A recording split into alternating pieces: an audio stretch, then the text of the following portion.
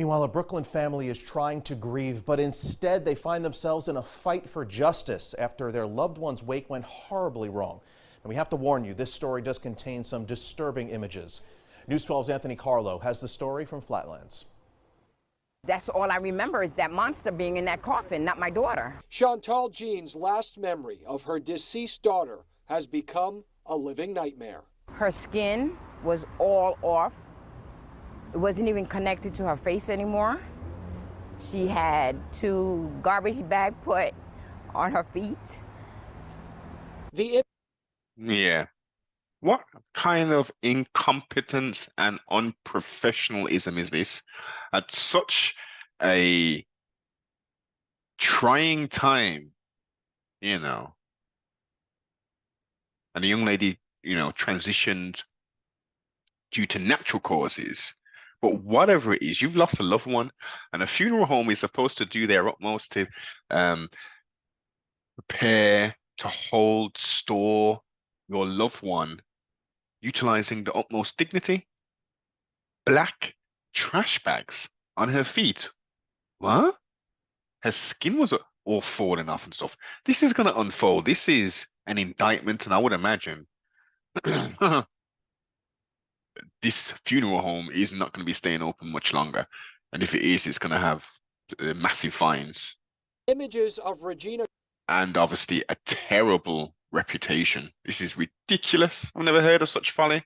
Christophe at her wake at McManus Funeral Home on July 9th are just too disturbing to show you. I saw that her face was caved in. And the service too much for this family to bear. A rotting body, that's what it smelled like. Christophe, described as a bold and bubbly soul in her 37 years, reduced to what her family says was a rotting corpse on display. This wasn't somebody who died by violence or anything like that. She died. What was going through their minds?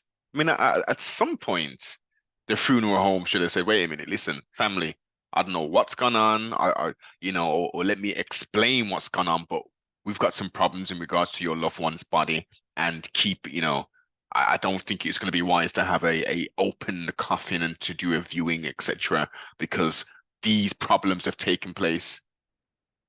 They actually discovered this on the day of the funeral. What kind of wickedness is this? Peacefully in her sleep. So we expected her to look just or nearly as she did when she passed away. Christophe died on June 24th, but what happened between then and the service on July 9th is baffling this family. So we got McManus Funeral Home's manager on the phone. I was devastated by this whole thing, by what she looked like. It was a real disappointment to me professionally and personally. Anthony Tenga points to a number of factors when trying to answer what led to the body's advanced decomposition at the wake. Time of the year, the heat, how long she was in the house when she died, how long she was in the medical examiner's office. The medical examiner picked the body up from the home. Excuses. Factors, none of the less. They are factors which could contribute indeed. But let's look at this. On June 24th, the day Christophe died, the ME says the body was handled with the utmost care and ready for release the very next day. But the ME says the funeral home didn't claim the body until June 29th.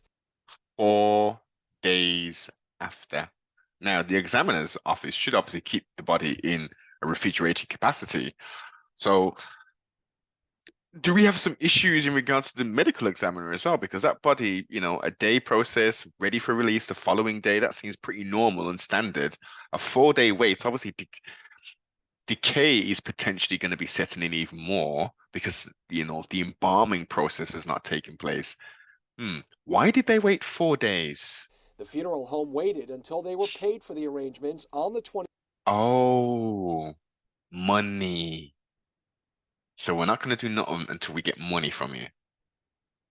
Understandable business-wise, but in the sense of funeral directors and funeral homes, I'm not 100% sure what takes place. But usually, as soon as they're instructed, they're instructed. And if they're saying they want payment first, and obviously you need to make payment first, but in my experience, that's not generally the case. An invoice is created. You have a certain period of time to make payment, and they do what they need to do in the meantime. This is disgusting. 28th, 4 days after the death. The sooner that you can begin that preservation, the better things will be. But Michael Gorton of the New York State Funeral Directors Association says as long as the proper steps are taken, a delayed service shouldn't result in a catastrophe. The wake was 2 weeks after the death to allow relatives time to fly in from Florida. It happens sometimes where someone is held in refrigeration for a number of days, 3-4 days is not uncommon. And it's been longer, and we've had people over a week, and we're still able to have good results. Gorton says it's key to store the body in a dry, cool place and embalm as soon as possible. McManus Funeral Home says it embalmed the body the day it was retrieved from the medical examiner and stored in a heavily air-conditioned room until the service. The manager. So, what happened to the rapid decomposition then? Someone's lying here. Says he notified the family of the body's condition the day before and the day of the wake. Very questionable. Thought I gave them fair warning. Is there anything the funeral home could have done better? We did the best we could. Gorton says there should be constant communication throughout as soon as an issue is detected. It's unexcusable for something like that to happen, and it puts a bad mark on all funeral directors because. Exactly. I've never heard of such folly happening in the UK. I may be wrong. Someone please put it down in the comments and give me some examples. But what are these people doing in the wilderness of North America? I'm going to provide the service, but you got to pay me first, even though it's a very trying and terrible time at the moment. You've just lost your loved one. We're not doing nothing until we get paid. Madness. We can do better, and we have to do better. The family's lawyer says this level of negligence warrants a probe. Without question, there should definitely be an investigation here on the part of the state. I've never seen anything like this. An unforgettable, haunting image this mother now has to live with. I even think an animal deserved a better funeral than what my daughter received. In Flatlands, Anthony Carlo, News 12. Anthony, thank you. Well, the family was offered a full refund. They're filing a lawsuit and a formal complaint with the New York State Bureau of Funeral Directing. And so they should. That is an indictment. That is oh my! It blows my mind. It blows my mind. Like how we told them the day before. The family didn't say nothing about that.